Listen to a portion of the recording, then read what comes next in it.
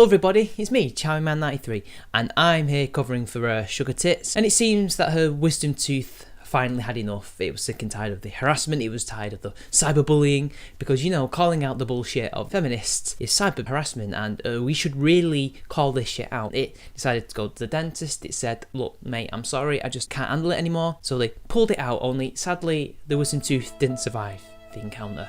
So press F for respects people, and SugarTits, get well soon, because it was never needed in the first place. But in all seriousness, I hope she has a fantastic recovery, and I hope Bearings are looking after her. You better be. So for those of you who may watch me, which is probably very few, I recently did a video, which is linked, thematically at least, with this video that I'm about to respond to. People who have seen this video will wonder, there's no way that you can possibly top the craziness of that video. No way.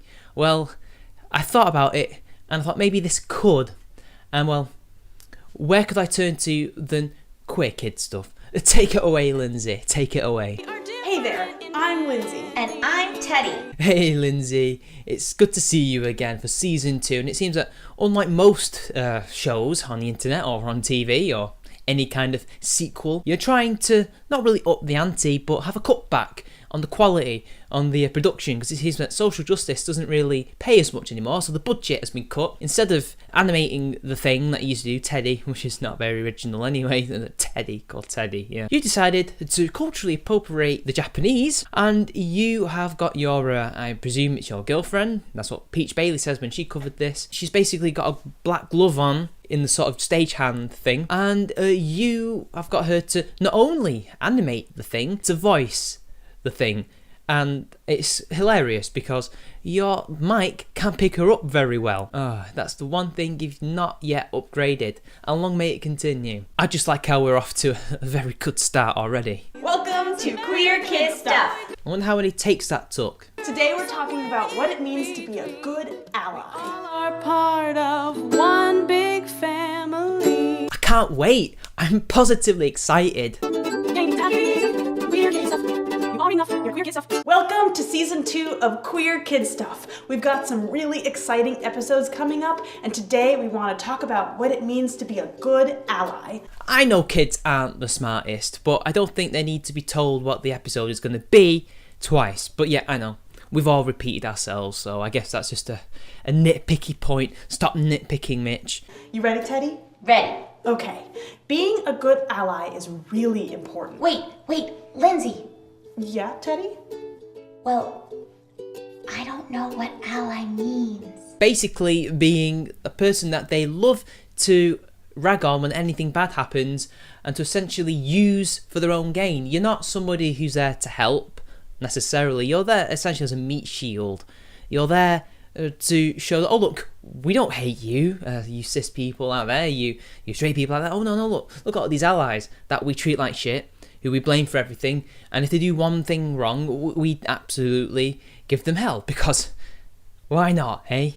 Teddy, I don't think our friends can hear you. Can you tell them what you asked me? Yeah, your mic sucks.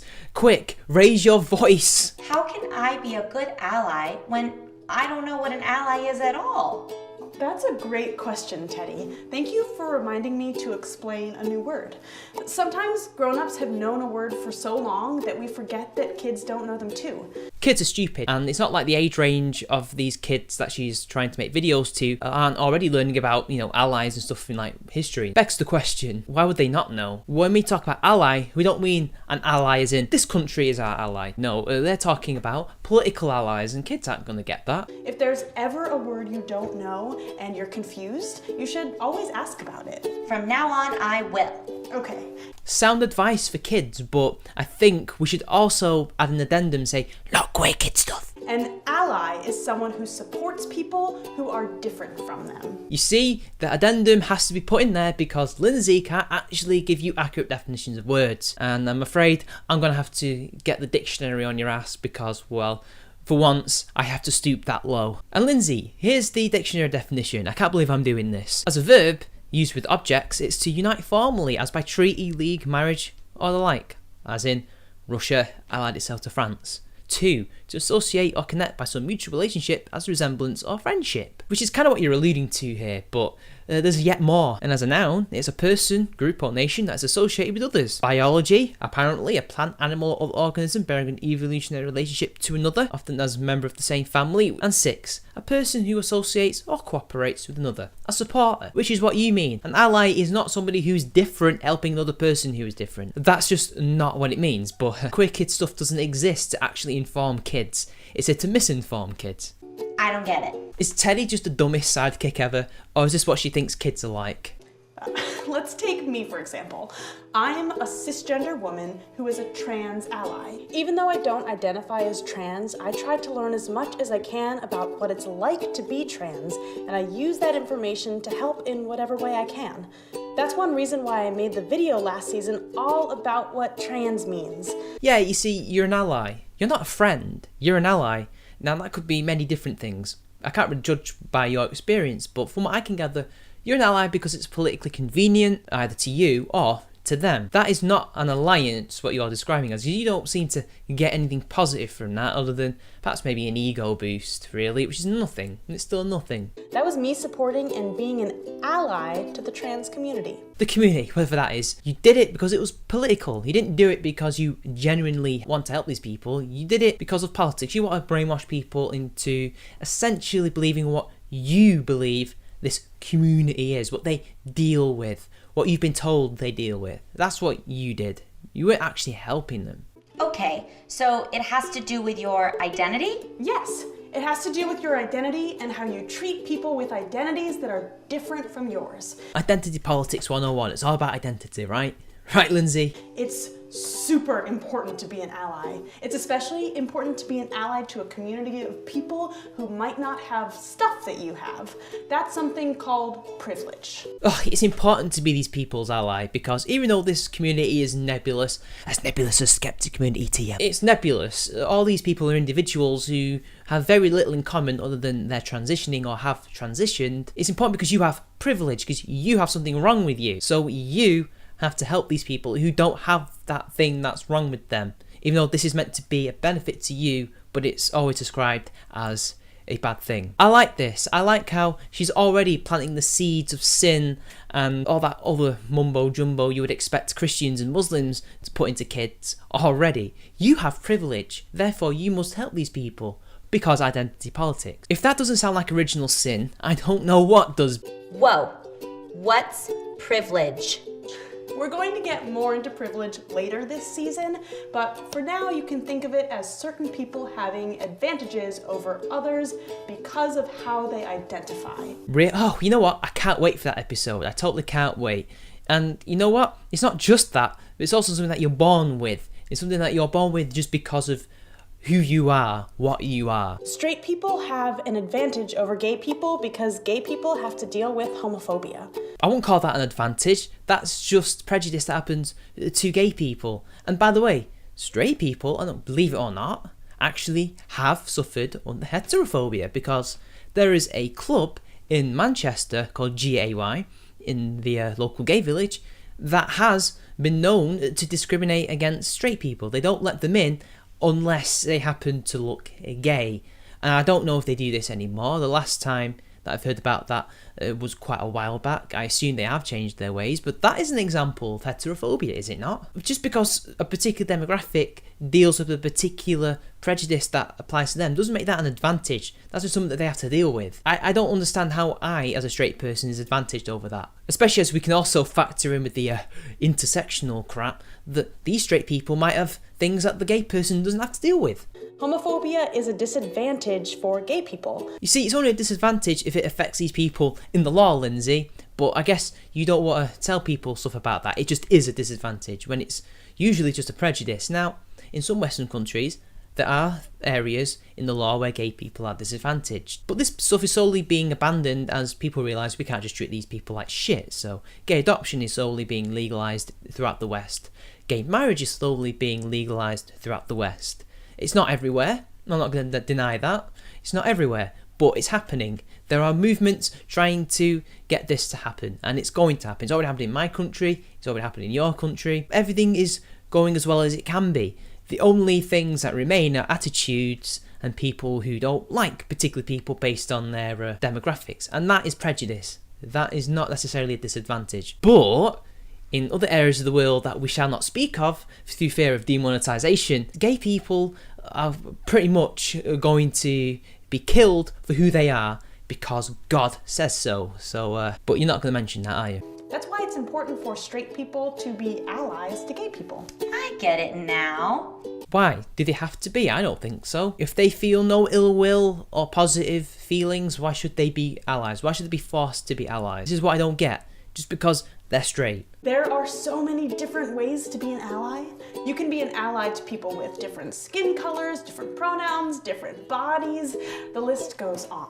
Okay, so what do I have to do to be a good ally? The three main things to remember about being a good ally are to respect other people, listen to other people, and learn from other people. Unless they say something that's completely different to the mantra that you preach, therefore they must be shut up and silenced because it's too inconvenient. They're saying things that we don't agree with. Ban them, block them, arrest them. Also, the fourth thing is that you can't say any of those things that might let your allies learn things as well. You literally have to shut up, listen, and just support whatever they want to do.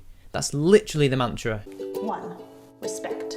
You need to respect other people and their identities. Other people have feelings that can get hurt just like yours. You need to be respectful and kind to other people. So essentially, don't criticize these people, don't banter with these people, don't do anything that might hurt their feelings.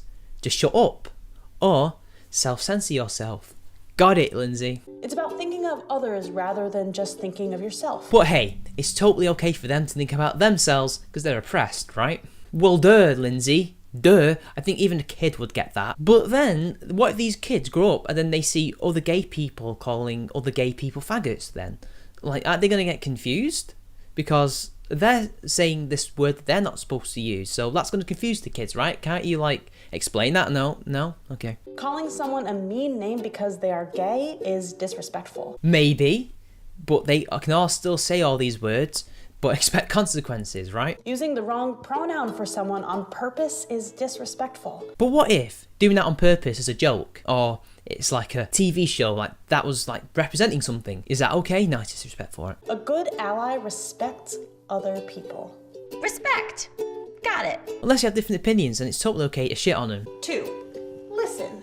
You need to listen to people who have identities that are different from yours. Because my identity is different, that's why. It doesn't matter if they have anything good to say or bad to say, or if they can even say it at all. Just listen to them. Because reasons. If someone has an identity that is different from yours and they want to tell you something about their experience, you should listen to what they have to say. So even if it's really bad, if they're saying something that's awful, or if they're saying something that has loads of misinformation in it, if they get something wrong, I should just listen rather than, correct them. I just have to be a sponge and soak it all up. That's very counterproductive. That's not really encouraging these kids to use their critical faculties, which is what you really should be doing at this age, right? You should be developing that. Oh, no. Because if we had stuff like that, they'd find out quickly how bad your channel is. So we can't be having that. If you're straight and are talking to an LGBTQ plus person about being LGBTQ plus, then they probably know more about that than you. Oh yeah, but they totally know what it's like to be straight, don't they? And feminists know exactly what it's like to be a man. Forgive me if I'm talking to them about things that I've observed. Oh no, they just know more automatically. It's pretty clear that feminists and some of these activists in the LGBT community don't know what they're on about, but hey, no criticism, because that's disrespect, kids. Remember that. Don't disrespect them. You've got to do what these people say. I respect that. Listen. And believe. I can do that. And finally, 3. Learn. You need to keep learning new things about other people and their experiences. Unless they go against your worldview, then it's totally okay to block them. If you respect and listen to people with other identities, then you will probably learn something from them. Identity this, identity that, it has nothing to do with their identity. It's everything to do with what they think of in here. Can they actually say something that's worthwhile? Can I actually learn something from what they know, their knowledge? It's not about their identity. Just because somebody's gay or straight or black or white doesn't mean I'm actually going to learn anything of value from them. We're humans. Not everybody is smart. Not everybody has something good to say. Why are you teaching kids that just because these people are a certain way, therefore you're going to learn something amazing? You're not. You might not learn anything. If you do learn something, you might learn something that's wrong. And then what? Can you criticise them? Oh no, because that's disrespectful. You just got to say this. I respect that. It's important to keep an open mind to new ideas so you can learn something new about other people every day. Unless they disagree with you and your worldview, and then you can block them, do all that shit. I just love how they say all these things like, yeah, it's very important to be open-minded to our ideology, but any other thing that disagrees with that, oh no, hell no. And use those ideas to become a better ally. See, it's all well and good. I agree with the sentiment, but the thing is, it's about your ideology being open to you, what you believe, what your friends believe, and what your political figureheads believe.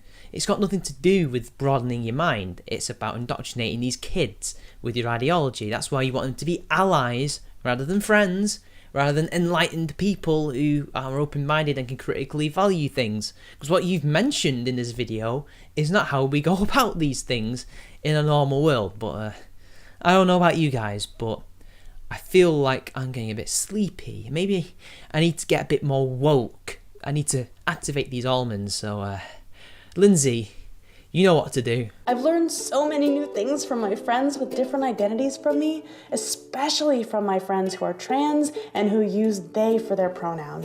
And I'm a much better ally now because I respected them, listened to what they had to say, and learned from them. If that does not sound scary or creepy at all, I don't know what will. I mean, that is just tacitly admitting that you didn't even critically evaluate what they had to say, you just listened and believed. You essentially got brainwashed. That's what you're admitting here. By activists, by progressives. Oh god.